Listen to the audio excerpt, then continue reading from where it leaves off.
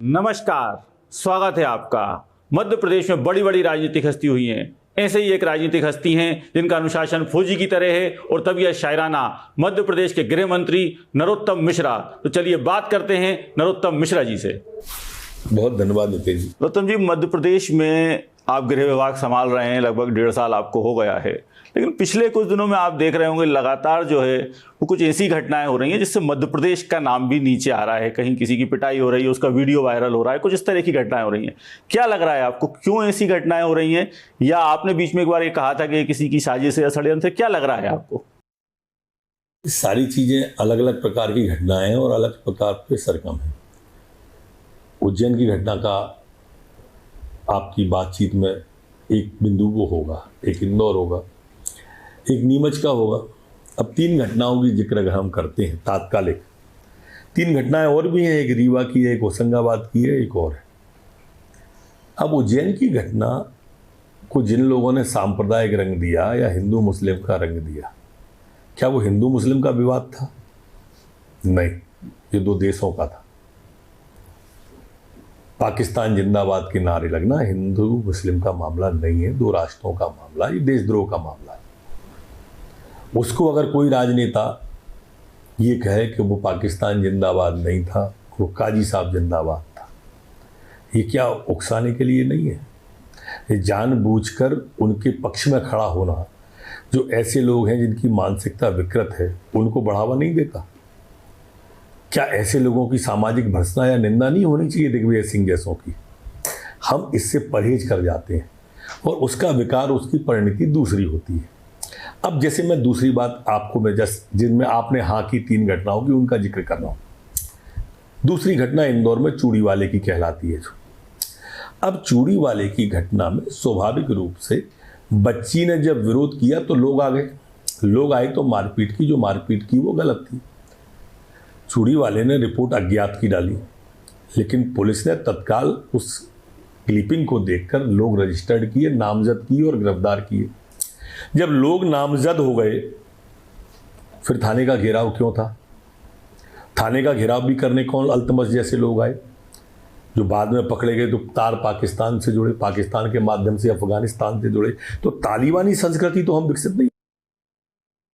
नीमच की घटना तीसरा प्रकार है। प्रकार अलग हैं सबके, आप प्रकार देखो ना।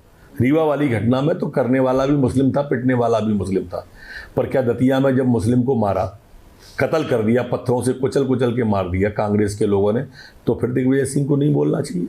तो क्या कमलनाथ को ट्वीट नहीं करना चाहिए, जो ट्विटर के ही नेता हैं? क्या ये देखिए, माहौल बिगाड़ने की कोशिश सिर्फ एक पार्टी कर रही है, वो है कांग्रेस। वो मुंह देख देख के कलम ट्वीट चला रही है अपना। दतिया की घटना पर नहीं जोड़ा, वहां मुस्लिम नहीं था, यहां मुस्लिम हो गया, क्योंकि वहां मारने वाले उनके कांग्रेसी थे। ये घटनाओं को जिस तरह से ये रूप बदल के मध्य प्रदेश को बदनाम करने की कोशिश करते हैं। खैर, मध्य प्रदेश को क्या, वो तो देश को बदनाम करते हैं। महान भारत नहीं, बदनाम भारत है। अपना फोटो भगवान के रूप में छाप देते हैं, एक शब्द नहीं बोलते, अभी भी लगा हुआ है, आप देख लो जाके। तो ये जो कर रहे हैं ना, ये ठीक नहीं है। क्योंकि जिस तरीके से इस तरह के वीडियो हमेशा वायरल नहीं होते थे। आप देखिए, एक घटना होती, कोई रीवा में किसी को मार रहा है, उसका वीडियो आ रहा है, कोई देखिए, ये सोशल मीडिया का बदला हुआ ट्रेड है। लेकिन आप ये तो मानते हो ना नितिन जी के एक भी अपराधी मध्य प्रदेश में ऐसा नहीं है जो खुला हो। जिसने गलती की उसको पुलिस ने सिंगल नीमच में 8 के 8 गिरफ्तार हो गए हैं। सिंगल अपराधी नहीं छोड़ रहे हैं। पुलिस का काम जो है उसमें कोताही बताओ। घटना होना अलग बात है, कार्रवाई होना दूसरी बात है। हमारी निष्पक्षता पे उंगली नहीं उठा सकते आप, हमारी कार्रवाई पे उंगली उठा के बताओ ना। घटना होना एक अलग चीज है, मैं उसकी मना नहीं कर रहा। घटना हुई, गलत है, हम उसकी निंदा करते हैं, हम भर्त्सना करते हैं, हम कार्रवाई। 2003 के पहले जब आप विपक्ष में थे, आपके खुद के विधानसभा में कई बार ये बयान है कि खाकी का खौफ होना चाहिए। ऐसी घटनाएं ना हो, पुलिस का ये खौफ होना चाहिए। आप ही चलाने लगते हो, आप उसको वर्दी वाला गुंडा कह के, कभी कुछ कह के आप ही उसको दूसरा रूप देने लगते हो। आप इधर खौफ की बात करते हो, उधर उसको वर्दी वाला गुंडा कह देते हो। पुलिस का मीडिया करती है ना, हम तो नहीं करते ना। ये कितना कम से कम ये होना चाहिए। अगर पुलिस का मैंने कहा खौफ नहीं होता तो 100% का रिजल्ट दे रहे हैं, 100% का। 100% गिरफ्तारी की बात कर रहा हूं, कहीं भी नहीं, लेकिन क्या ऐसी घटनाएं आपको लग रहा है बहुत निंदनीय है, बहुत घृणित है और बहुत विकृत मानसिकता की है। तो कुछ ना कुछ सोच भी रहे होंगे ना आप कि ऐसी घटनाएं ना हो, घटनाएं हो पुलिस पकड़े, या ऐसी घटनाएं ना हो, ये न हो, इसके लिए समाज के अंदर बदलाव की भी आवश्यकता होगी। जो पाकिस्तान जिंदाबाद के नारे लगाए, ऐसे लोगों के लिए समाज को भी एक बार खड़ा होना पड़ेगा। इन लोगों का सामाजिक बहिष्कार होना चाहिए जो देशद्रोह का सोचते हैं। जिस दिन समाज खड़ा हो जाएगा उस दिन घटना नहीं होगी। अब बच्ची से बलात्कार उसका बाप करे या सौतेला बाप करे, घर के अंदर तो कोई नहीं रह सकता ना। कभी अपने भोपाल के अंदर गला रेत दिया उसने, घर के अंदर करोगे तो क्या होगा। तो ये जो घटनाएं हैं ये हृदय विदारक है। लेकिन एक व्यक्ति जिसका पाकिस्तान से कनेक्शन निकल रहा है, जिसका अफगानिस्तान से कनेक्शन निकल रहा है, वो उसी शहर में रह रहा था, और ये बात यदि वहां की पुलिस को नहीं पता था, कैसे कहा कि नहीं पता था, लगातार वॉच कर रहे तभी तो पकड़ में आया। हमने कहा ना कि 100% कार्रवाई हो रही है, 99 की मैं बात ही नहीं कर रहा हूं भाई, आज तक की बात कर रहा हूं ना मैं। तो आज के बाद कल जो सी घटना होगी वो अलग बात है, पर आदिकाल से आज तक घटनाएं तो होती ही हैं, लेकिन परिणाम हम देते हैं आपको ला करके, और अपराधी को सजा मिलती है। आप देखिए महिला अपराध में भी 38 मामलों में हमारे यहाँ फांसी की सजा हुई है। मध्य प्रदेश वो प्रांत था शिवराज सिंह जी की सरकार में जिसने सबसे पहले मुख्यमंत्री जी ने इसमें फांसी की सजा का प्रावधान मध्य प्रदेश में किया, और किया नहीं अकेला उन्होंने, उसके लिए अलग से कोर्ट, अलग से एट्रोसिटी एक्ट के लगातार मामले बढ़ रहे हैं मध्य प्रदेश में। आप देखिए, खुद भी आप समीक्षा करिए, एट्रोसिटी एक्ट के लगातार मामले बढ़ रहे हैं। दलित और आदिवासियों के साथ जो स्थिति है, मैं ये नहीं कह रहा कि मध्य प्रदेश इसके लिए कोई सरकार या कोई है, लेकिन ये स्थिति कोई बहुत अच्छी नहीं है। आप देखिए कई तरह के मामले आ रहे हैं। मामले आ रहे हैं, मैं मान रहा हूँ, बढ़ रहे हैं, मैं इसको नहीं मान रहा हूँ।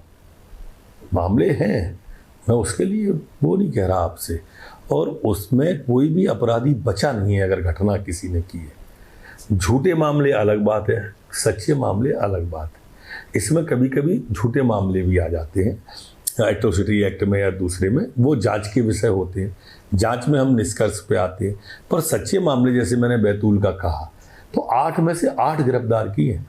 बैतूल की भी घटना नितेंद्र, प्रकार उसका देखो आप, जैसे मैंने आपको विस्तार बताया इंदौर की घटना का, बैतूल की घटना पर ये व्यक्ति जो जेल से आने के बाद में रात को 2 बजे तक जिंदा दारू पी, पत्नी साथ थी, पत्नी साथ में होने के बाद ये सो गया, सो के जब उठा तो पत्नी इसका साड़ू लेके वहाँ से आ गया। ये बदहवासा अपने साथी की मोटरसाइकिल से बैठ के आया, और बदहवासा दोनों हाथों में पत्थर लेके हर आने वाली गाड़ी को रोक रहा था। ऐसा नहीं कि इसको रोक, सुबह का 5 साढ़े 5 का धुंधुलका था। नीमच की घटना, हाँ नीमच की बता रहा हूँ। सुबह 5 साढ़े 5 का धुंधुलका था, और धुंधुलका था तो वो जो गुर्जर आए सिकरिया, उसकी मोटरसाइकिल ने, उसने लुटेरा समझा या चोर समझा, जो भी समझा हुआ, टक्कर मारी। टक्कर से ये घायल हुआ, और उसके बाद उसने वो गलती की जिसके कारण 8 लोग गिरफ्तार। बहुत गलत किया उसने, जो नहीं करना चाहिए था, तो उस पर उसके लोग गिरफ्तार हो गए। प्रकार अलग हैं इनके, ये कोई सुनियोजित या किसी गैंगस्टर या इस तरह का अपराध नहीं है जो योजना पूर्वक किया गया हो, एक्सीडेंटल घटनाएं। कांग्रेस सरकार में अगर हो रहा होता तो आप लोगों ने उस समय, आप खुद याद करिए, 15 महीने आप लोगों ने कितने इस मामले को उठाया था। मुख्यमंत्री शिवराज सिंह चौहान खुद मनमोहन टेकरी वाले मामले पे धरने पे बैठ गए थे। तो जब किसी की दूसरे की सरकार होती है, हम कहते हैं कि आप गलत कर रहे हो। जब हमारी सरकार होती है तो उसको ठीक क्यों नहीं कर पाते? किसी भी सरकार की बात कर रहा हूँ, मतलब आपकी या किसी, आप कैसे जोड़ सकते हो किसी भी अपराध से इसको? मनमोहन टेकरी में अपराधी नहीं पकड़े गए थे, सतना की घटना में अपराधी नहीं पकड़े गए थे, सागर की घटना में अपराधी नहीं पकड़े गए थे, और मैं यहां कह रहा हूं कि 8 में से 8 गिरफ्तार हो गए। आप तुलना भी तो आप ऐसी करिए ना कि ठीक लगे। मुख्यमंत्री जी ने मामला उठाया था, शिवराज सिंह जी ने, वो अपराधी नहीं पकड़े गए थे। सतना में मैंने हाउस में मामला उठाया था, अपराधी नहीं पकड़े गए थे। सागर का माननीय शिवराज सिंह जी ने मामला उठाया था, दलित को जिंदा जलाया था, अपराधी नहीं पकड़े गए थे। हम कह रहे हैं कि हम अपराधी, इंदौर की घटना में हमने अपराधी इसने अज्ञात में डालने के बाद पकड़ लिए, उज्जैन की घटना के अपराधी पकड़ लिए, नीमच की घटना के 8 में से 8 अपराधी पकड़ लिए। दोनों की तुलना नहीं हो सकती। पुलिस के अधिकारी कई बार ये मांग उठाते रहते हैं, आईपीएस भी उठाते रहते हैं कि पुलिस कमिश्नर सिस्टम आना चाहिए यदि लॉ एंड ऑर्डर को और मजबूत करना है। कई बार इस पर बहस हो चुकी है, बीजेपी की सरकार में भी हुई, कांग्रेस की सरकार में हुई। आपका क्या मत है इसमें? मेरे अकेले के मत से नितिन जी उसमें कुछ नहीं होगा। वो नीतिगत फैसला है और माननीय मुख्यमंत्री जी को लेना है। जब वो ले लेंगे तब लागू हो जाए। आपको लगता है पुलिस कमिश्नर सिस्टम होना चाहिए? मैंने कहा ना कि ये अकेले मेरे लगने से नहीं होगा ना, और मैं कोई अकेला व्यक्ति नहीं हूँ। इस वक्त आपसे बात कर रहा हूँ, मैं एक सरकार का मंत्री हूँ और इसलिए मेरे मुख्यमंत्री जैसा कहेंगे वैसा होगा। ओबीसी आरक्षण इस समय एक बड़ा मसला जो है वो पूरे में चल रहा है कि ओबीसी आरक्षण, कहीं SC ST की बात हो रही है, भाजपा भी अपने कार्यकर्ताओं को भेज रही है संवैधानिक कार्यकर्ता बना के। आपको लग रहा है ओबीसी SC ST क्या ये केवल पॉलिटिकल लोग हैं? क्या ये हमारे समाज का हिस्सा नहीं है? क्या हम जब भी कोई इस तरह का मसला आता है, कांग्रेस भी उस बात को उठाती है, बीजेपी भी इस बात को उठाती है, हमको इनको समाज का हिस्सा, जो RSS लंबे समय से जो काम कर रहा है, आप तो खुद RSS के स्वयंसेवक रहे हैं, क्या लगता है कि इनको समाज का हिस्सा बनाने की जरूरत है, ना कि वोट बैंक बनाने की जरूरत है? इस समाज का हिस्सा तो वो है, समाज के हिस्से को और बढ़ाने की ज़रूरत है। और जहाँ तक आपने कांग्रेस की बात की, तो कांग्रेस को तो ये वाली बात उठाने का ही हक नहीं है। जिसने अपने वकील ही खड़े नहीं किए हो कोर्ट के अंदर, जिसका महाधिवक्ता ही नहीं गया हो न्यायालय के अंदर, वो किस मुँह से उठा रहा है? अब कह रहे हैं कि हम अपने वकील खड़े करेंगे। अब क्यों करोगे? तब क्यों नहीं किए थे? पहले ये जवाब दो कि तब क्यों नहीं किए थे। उसने हमारे जख्म का कुछ यूँ किया इलाज कि मरहम भी लगाया तो खंजर की नोक। शायरी आप हमेशा से बहुत अच्छी करते हैं, लेकिन एक चीज़ मुझे आप बताओ, OBC SC ST इन सब की बात करने से कहीं सवर्ण ऐसा ना हो कि भाजपा से नाराज हो जाएं? आपको लगता है? नहीं, बात करने से कोई नाराज नहीं होता है। हम सब एक समाज के हिस्सा हैं। आपने कहा कि सबको समाज में और प्रगाढ़ता लाना चाहिए, इस दिशा पे आपका विचार उत्तम है, आगे सोचना चाहिए। मैं सहमत हूँ आपसे। हमेशा जब वोट की बात आती है तब बात, अभी तो कोई चुनाव नहीं है खैर जो वोट की बात हो, कोई भी चुनाव नहीं है दूर दूर तक। उत्तर प्रदेश में भी होता है, उत्तर प्रदेश पे ही आता हूँ। पिछली बार आप भी उत्तर प्रदेश में एक बड़े क्षेत्र की जिम्मेदारी संभाल रहे थे। उत्तर प्रदेश में चुनाव आने वाला है, क्या लग रहा है? बहुत टाइम है उत्तर प्रदेश में अभी, पर मैं आपकी पहली बात से सहमत हूँ कि समाज का हिस्सा बनना चाहिए। नरोत्तम मिश्रा जी उत्तर प्रदेश चुनाव में इस बार फिर दिखाई देंगे? पिछली बार एक बड़ा क्षेत्र जिता के लाए थे आप जो है उत्तर प्रदेश में। देखो, हम जिस पार्टी के अंदर काम करते हैं नितिन जी, वो पार्टी में संगठन जिसको जो जिम्मेदारी देता है वो करता ही है। नरोत्तम कहाँ से अलग हो गया? वो स्लिप पे खड़ा करेंगे, स्लिप पे खड़े मिलेंगे आपको। वो बाउंड्री पे कर देंगे, बाउंड्री पे खड़े होंगे। वो कीपिंग देंगे, कीपिंग करेंगे। बॉलिंग देंगे, बॉलिंग करेंगे। जो जिम्मेदारी पार्टी देंगे। यूपी में दे चाहे बंगाल में। बीजेपी का जो संगठन है, बीजेपी जिसको मैं बात कहूँ, एक मध्य प्रदेश में एक आर्मी की तरह दिखता था। शिवराज सिंह चौहान, नरोत्तम मिश्रा, कैलाश विजयवर्गीय, जब 2003 में सरकार बनी थी, आप भी थे, हम भी थे, हम एक देखते थे, एक फौज दिखाई देती थी।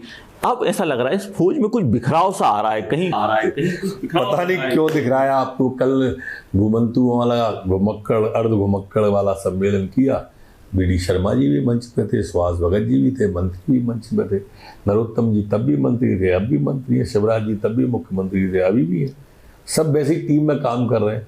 ऐसा तो नहीं कि आपका नजरिया देखने का बदल गया। नहीं, मन भिन्नता और मत भिन्नता, मतलब वो सामने तो सब लोग दिखाई दे रहे हैं। मत भिन्नता तो विषयों पे होती रहती है, मन भिन्नता का कोई सवाल ही नहीं। मत भिन्नता होना तो स्वस्थ प्रजातंत्र का निशानी, लेकिन कभी पर मन भिन्न नहीं होती। नहीं तो कभी नरोत्तम जी से कैलाश जी मिलते हैं, फिर कभी BD शर्मा आके मिलते हैं, फिर कभी कोई किसी से मिलता है, तो फिर हम एक दूसरे से कांग्रेस की फिर मैं बात करूंगा। फिर दिग्विजय सिंह एक ट्वीट करते हैं कि 2 लोग मध्य प्रदेश में मुख्यमंत्री के दावेदार हैं। तो क्या मध्य प्रदेश में सब कुछ भाजपा संगठन में ठीक चल रहा है? जो दिग्विजय सिंह अपनी पार्टी में तय नहीं कर पा रहा हो, वो दिग्विजय सिंह मध्य प्रदेश में CM का दावेदार कहाँ से तय कर देगा? जिसने बना बनाया CM मिटार दिया हो, ऐसा मैं नहीं कह रहा, कमलनाथ जी ने कहा, वो हमारे यहाँ के तय कर देगा। उनका नेता प्रतिपक्ष वही कमलनाथ, उनका प्रदेश अध्यक्ष वही कमलनाथ, उनका पूर्व मुख्यमंत्री वही कमलनाथ, उनका भावी मुख्यमंत्री वही कमलनाथ। जब वो अपने ही दल में कुछ नहीं कर पा रहा और हमसे उम्मीद कर रहा है, भाई हमारी पार्टी से अच्छा दिग्विजय सिंह जी अगर कांग्रेस को देखें कि पंजाब में क्या हो रहा है, राजस्थान में क्या हो रहा है, छत्तीसगढ़ में क्या हो रहा है, तो थोड़े बहुत हालत शायद बदल भी जाए, वरना रसातल को डूबा जा रही है, डूबता हुआ जहाज है। नहीं, लेकिन 15 महीने जो कमलनाथ की आप बात कर रहे हो, उस कमलनाथ के खिलाफ यदि सबसे ज्यादा किसी ने बयान दिए तो वो नरोत्तम मिश्रा हुआ करते थे, और उसके बाद उसको 15 महीने नरोत्तम मिश्रा को झेलना भी पड़ा। आपके स्टाफ तक पर आरोप लगाए गए, आपको परेशानी भी। आरोप नहीं, जेल गए थे, जेल तक आपके 18 लोग जेल गए थे। नरोत्तम मिश्रा उस लड़ाई के बाद मध्य प्रदेश के गृह मंत्री बने। आपको क्या लग रहा है कि उस लड़ाई लड़ने का जो पारितोषिक मिलना चाहिए था वो पर्याप्त है या और भी जो है वो? नहीं, वो लड़ाई मैंने इस पारितोषिक के लिए तो नहीं लड़ी थी। वो तो कमलनाथ सरकार किसान को धोखा दे रही थी, नौजवान को धोखा दे रही थी, बदले की भावना से कार्रवाई कर रही थी। वो लड़ाई अलग प्रकार की थी। पार्टी गृहमंत्री न भी बनाती तो क्या दिक्कत था। पर्याप्त, मैं तो जहां विपक्ष में था तो विपक्ष की भूमिका निभा रहा था। उस लड़ाई से पारितोषिक का कोई संबंध। मैं जिस बात पे आ रहा हूं कि मध्य प्रदेश में जब भी कोई राजनीतिक चर्चाएं चलती हैं, जब भी कोई राजनीतिक घटनाक्रम होता है, तो ये बात भी एक बार जरूर आती है बाजार में कि साहब मध्य प्रदेश के नरोत्तम मिश्रा भी मुख्यमंत्री के दावेदार हैं। ये तो आप लोग चाहे जिसको दावेदार बना दो। तो नरोत्तम मिश्रा खुद क्या मानते हैं? नहीं, मैंने तो कभी कहा ही नहीं है ये, और ये कभी दावेदारी की बात आती ही नहीं है। ये सिर्फ मीडिया के द्वारा कपोल कल्पित होती है। सोशल मीडिया चलाता है और सोशल मीडिया समाप्त कर देता है। धुआं उठेगा कुछ। अच्छा तो आप बता दो आग कहाँ है, मैं धुआं बता दूंगा। कहीं ना कहीं वो आग तो कहीं ना कहीं है। देखो आग कहीं होती तो दिखती। आग ऐसी चीज नहीं है कि जो छुप जाए। पता नहीं, पर आपको ही धुआं दिखता है। नहीं, हमको धुआं क्यों दिखेगा? धुआं आपकी पार्टी से कहीं ना कहीं आग जलती है। आप ही की पार्टी पूरी तरह से एक है। बीडी शर्मा और शिवराज सिंह जी यहाँ पर नेतृत्व कर रहे हैं और सब लोग उनके नेतृत्व में, कोई उंगली नहीं उठा रहा उन दोनों के ऊपर। आप पता नहीं क्यों खोज रहे हो, मैं नहीं समझ पाया आज तक कि नितिन जी क्यों खोज। नितिन जी नहीं खोज रहे, कुछ ना कुछ पार्टी में कुछ ना कुछ, जैसा मैं खुद भी ये कह रहा हूं कि 2018 के पहले जो एक स्थिरता भाजपा में दिखाई देती थी, जो एक नेतृत्व में, जैसे आप संकट मोचक कहे जाते थे शिवराज सिंह चौहान के, राज्य सरकार के, जो एक ताकत दिखाई देती थी सरकार में। अरे जब संकट होगा तब मोचक दिखेगा ना। अभी संकट ही नहीं है कोई, तो मोचक कहां से आ गया? तो ये संकट मोचक आज भी संकट मोचक है 100%। आज भी जो जिम्मेदारी देते हैं 100% रिजल्ट लाके दूंगा। लेकिन बीच में कुछ इस तरह का हुआ, जैसे मान लीजिए दमोह में एक चुनाव हुआ, बीजेपी, अभी फिर 4 उपचुनाव होना है, इसमें वो बीजेपी चुनाव हार गई, अब फिर 4 चुनाव होना है। उससे पहले 28 उपचुनाव हुए थे, उसमें बीजेपी जीती थी। आपको क्या लग रहा है क्यों बीजेपी दमोह में हारी, या आने वाले जो उपचुनाव है उसमें भाजपा कहाँ दिखाई दे रही? दमोह अपवाद है, आने वाले 4 चुनाव जीतेंगे नितिन जी, नोट कर लो। और मैं जब मिलूं आपको फिर दोबारा 4 के उपचुनाव के बाद, तो मेरे इस सवाल को आप बचा के रख लेना और कहना कि देखो है कि नहीं। 2023 में क्या दिखाई दे रहा है आपको? 23 में क्या, जो अभी तक हुआ है वो होगा। 23 में स्पष्ट बहुमत दिख रहा है, स्पष्ट। ये लड़ेंगे क्या ये कांग्रेस तो हमारी 15 साल के बाद में हमसे ज़्यादा वोट नहीं ला पाई। 15 साल सरकार चलाई तब, और अब तो इनकी 15 महीने की सरकार है हमारे सामने, जो हम बताएंगे कि देखो ये किसान को धोखा देने वाली पार्टी, देखो ये नौजवान को धोखा देने वाली पार्टी, देखो ये गरीब को धोखा देने वाली पार्टी, देखो ये संबल बंद करने वाली पार्टी। ये है कांग्रेस पार्टी, जो पहले भी झूठ बोल के आई थी और अब फिर झूठ बोल रहे। हमने काम किया, हमने जनता का विश्वास लिया, हमारे पास संगठन का मजबूत ताना बाना है। गेंद की तरह उछल जाएंगे ये, गेंद की तरह। मेरी इस बात को 23 के बाद अगर कभी इंटरव्यू आप लो तो जरूर दोहराना, मैं बताऊंगा आपको। अरे उन पे तब बहुमत नहीं ला पाए, उन 15 साल के बाद बहुमत नहीं। उन 15 महीनों में भ्रष्टाचार के भारी आरोप लगाए गए थे कि 15 महीने की सरकार दलालों। अकेला भ्रष्टाचार क्यों कह रहे हो? दलालों की सरकार है, ट्रांसफर उद्योग था, आपराधिक हो गया था, पूरे के पूरे सिस्टम का अपराधीकरण कर दिया था इनने, पूरे सिस्टम का। मैं गवाह हूं ना आपसे जो बात कर रहा है। 18 लोग जेल में थे, आपको मैं अपराधी लगता हूं क्या? मेरे साथ वाले अपराधी लगते हैं जो जेल में चले गए। लेकिन 17 महीने बाद कांग्रेसी तो सब खुले घूम रहे हैं। अगर उन्होंने 15 महीने, हम विद्वेषपूर्ण कार्रवाई में विश्वास नहीं करते, न हम बदले की भावना से कार्रवाई करते हैं। मेरी मान्यता और मेरे मुख्यमंत्री की यही मान्यता है शिवराज सिंह कि पूर्वाग्रह से पीड़ित होकर बदले के भाव से कभी कोई राजनीति नहीं करना चाहिए, और न कर रहे हम। आप खुद कह रहे हो खुले घूम रहे हैं, आप खुद कह रहे हो ना, तो इसका इससे बढ़िया उदाहरण क्या होगा? भाजपा और कांग्रेस के वंशवाद में क्या अंतर है? देखो, वंशवाद और भाजपा और कांग्रेस में जमीन आसमान का अंतर है। वहां पेट से राष्ट्रीय अध्यक्ष पैदा होता है, भाजपा में राष्ट्रीय अध्यक्ष नीचे से जाता है। अच्छा मुझे एक बात बताओ, क्या अमित शाह जी के पहले आपको मालूम था कि जेपी नड्डा आएंगे? अच्छा, जेपी नड्डा के बाद कौन आएगा आप बता सकते हो? मैं बता रहा हूँ आपको, नेहरू जी के बाद इंदिरा जी आएंगी, इंदिरा जी के बाद राजीव जी आएंगे, राजीव जी के बाद में सोनिया आएंगी, सोनिया के बाद में राहुल आएंगे, राहुल के बाद प्रियंका आएंगी, प्रियंका के बाद उनके लंका आएंगे। मैं बता रहा हूँ आपको, यही राष्ट्रीय अध्यक्ष बनेंगे। ये अंतर है भाजपा और उसमें।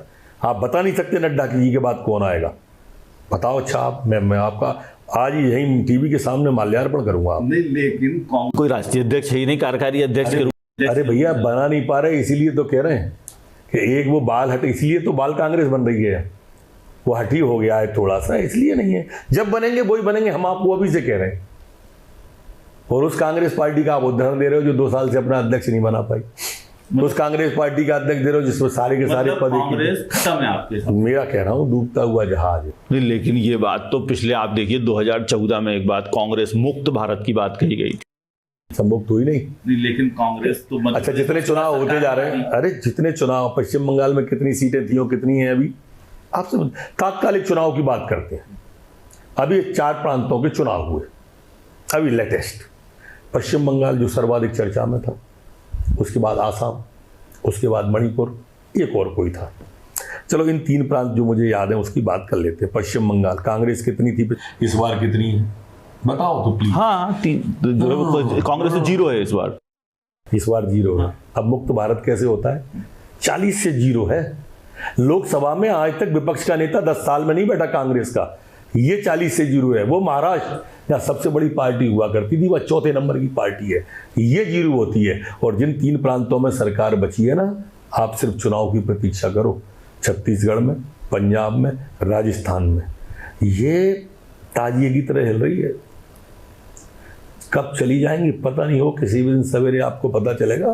कांग्रेस का नेता तो आप लेकर आते हो ना, ज्योतिरादित्य सिंधिया को आप ले आए पार्टी में मध्य प्रदेश में। मैं बहुत छोटा आदमी हूँ सिंधिया जी के सामने। हाँ मैं बहुत छोटा आदमी हूँ, मैं कहीं नहीं। आप मतलब भाजपा, ज्योतिरादित्य सिंधिया पार्टी में आपकी सरकार। सिंधिया जी बहुत योग्य व्यक्ति हैं और सिंधिया जी इनके कुशासन से नाराज होकर आए थे।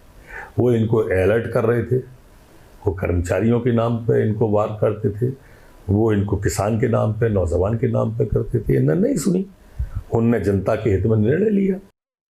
तो मध्य प्रदेश आपके हिसाब से आने वाले समय में पूरी तरह भाजपा का आपको दिखाई दे रहा है? अब आपको कुछ नहीं मुझे नहीं। अगर आप टीवी से हटके और एज ए पत्रकार नहीं देखोगे तो आपको भी भाजपा का ही दिखेगा। इनमें कहाँ उम्मीद दिख रही है आपको? इन बुजुर्गों में आप क्या तलाश रहे हो? बुजुर्गों के बाद की भी एक पीढ़ी है, जयवर्धन सिंह है, जीतू पटवारी है, बहुत सारे नेता हैं कांग्रेस में। जीतू का तो नाम मत लो, जयवर्धन सिंह कह सकते हो, नकुलनाथ कह सकते हो। यही आएंगे तो उन्हीं के लिए दोनों जमीन तैयार कर रहे होंगे घर। मतलब कांग्रेस आपको लगता है कि अपने बच्चों से ही चलाते रहेंगे सारे नेता? नहीं, मुझे ना, मेरे लगने से थोड़ी, वो तो दिख रहा है ना। आप बताइए ना कि भैया नहीं बनाया लक्ष्मण सिंह जी को, जयवर्धन को बनाया उन्होंने कैबिनेट मंत्री। जो सीनियर था, जो 2-2, 4-4 बार का सांसद था, विधायक था, वो उपयुक्त नहीं था, लेकिन दूसरी बार का बेटा उपयुक्त हो गया था। तो ये क्या दिखता है? वो एक ही जिले से थे, किसको बनाना था ये उनका विषय था। पर आप मुझसे पूछोगे तो मैं तो यही बताऊंगा आपको, क्योंकि अगर कमलनाथ जी सांसद ही छोड़ेंगे तो नकुलनाथ जी आ जाएंगे, नकुलनाथ जी छोड़ेंगे तो कमलनाथ जी आ जाएंगे। इसके पहले भी उनने जब छोड़ी थी सांसदी एक बार और, तब उनकी श्रद्धेय पत्नी आई थी। तो वो परिवारवाद से बाहर कभी झांकते ही नहीं है। और इसलिए कांग्रेस का जो हश्र हो रहा है वो इसीलिए ये हो रहा है। वहाँ कार्यकर्ता का कुछ नहीं है। 15 महीने तक कार्यकर्ता चीखता रहा, बिना पैसे दिए एक कार्यकर्ता नहीं जिसका काम हो गया होता ही नहीं था। वहाँ पार्टी का कल्चर ही नहीं है ऐसा। उस पार्टी को आप हमारी समर्पितों की फौज से कह रहे हो कि ये आएंगे लड़ेंगे, अब जे लड़ेंगे ठीक है। अगला मुकाम नरोत्तम मिश्रा अपना कहाँ देख रहे हैं? क्योंकि कई बड़े नेता दिल्ली में हो गए, नंबर 2 मध्य प्रदेश सरकार में आप हो। अगला मुकाम आपको क्या दिखाई दे रहा है नरोत्तम मिश्रा? मैं नंबर 2 में संतुष्ट हूँ। अगर हूँ तो पार्टी तय करेगी मेरे यहाँ, तो मुझे क्या करना है? पार्टी कहेगी घर जाओ चला जाऊंगा, पार्टी कहेगी दिल्ली जाओ चला जाऊंगा, पार्टी कहेगी यूपी जाओ चला जाऊंगा। उन्होंने कहा पश्चिम बंगाल जाओ चला गया था। जहाँ भेज देते हैं चले जाते हैं। जब मनसा वाचा कर्मणा अपने आप को समर्पित काम की दृष्टि से संगठन में कर दिया है तो अपन काहे को अकल लगाएं? वो है हमसे ऊपर। किसके नेतृत्व में होगा? जिसको पार्टी तय कर देगी उसके नेतृत्व में होगा। और हमारे यहाँ नेतृत्व की बात उठाते क्यों है? आप उठाओ चाहे कोई और उठाता हो, मैं कोई आप पे उंगली नहीं उठा रहा, बीच बीच में वो चर्चा कर देती हो। क्यों भाई? जहाँ सब कुछ ठीक ठाक चल रहा है वहाँ आप संभावनाएं तलाशते क्यों? और संभावनाओं खुद ही तलाशते हो और फिर संभावनाओं पर चर्चा प्रारंभ कर देते हो। ऐसा क्यों? मैं आज तक नहीं समझ पाया। तो ये थे नरोत्तम मिश्रा जी, जिन्होंने बड़ा साफ कहा कि मध्य प्रदेश में जो पार्टी कहेगी ये वही कहेंगे। जहां तक कानून व्यवस्था की बात है तो उन्होंने कहा कि एक भी अपराधी ऐसा नहीं है जिसको अभी तक बख्शा गया हो, आगे भी ऐसा ही रहेगा। फिर मिलते हैं किसी और हस्ती के साथ, तब तक देखते रहिए। नमस्कार।